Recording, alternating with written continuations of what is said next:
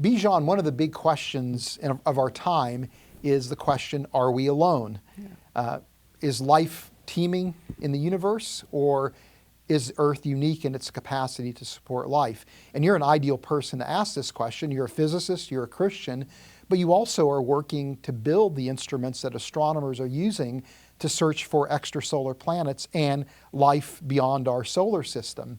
So my question to you is, are we alone? And what difference does that make to the Christian faith if we're not alone? Great question. I guess I would answer it. First, I want to go back to the first part, which is that do we as Christians require that we be alone?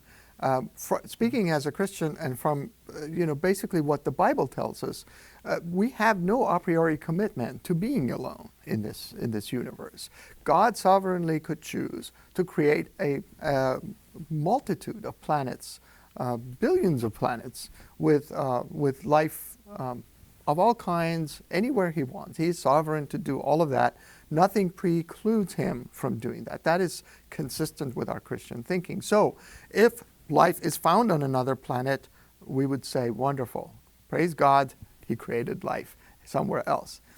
However, I think at another level, there is this narrative that I think you hinted at, which is the narrative goes as to if we do see such life, it seems to undermine us being special. And I think that is a argument to say that there is some sort of a circumstantial evidence that could be mustered out of seeing a ubiquity of life on other planets that at best is circumstantial. It is not really a hard statement.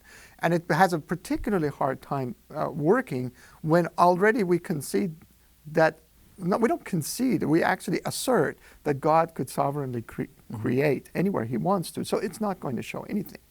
But then we can ask the question at a different level. We can ask the question from the standpoint of the requirements of life for other planets and say, what do we expect? Just from what we understand of biology, what it needs, what the planet needs to do so that it could be hospitable to biology.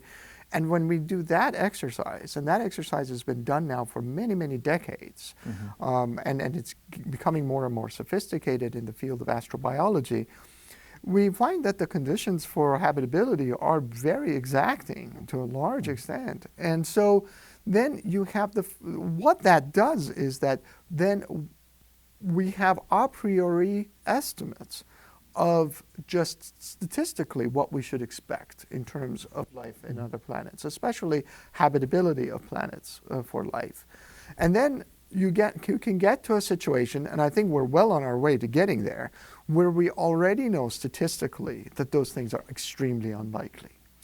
If that continues at this rate, and already I would say statistically various estimates, estimates vary, but I think I have a spreadsheet of my own, and I would say that if you're very, very generous, you would not expect an Earth-like planet around a Sun-like star in 10,000 Milky Ways. In other words, just very, very basic requirements ends up probability of 10 to the minus 4 for our existence here. That means, of course, that now if you go searching in other planets around us for life like us, that will not be statistically what you expect.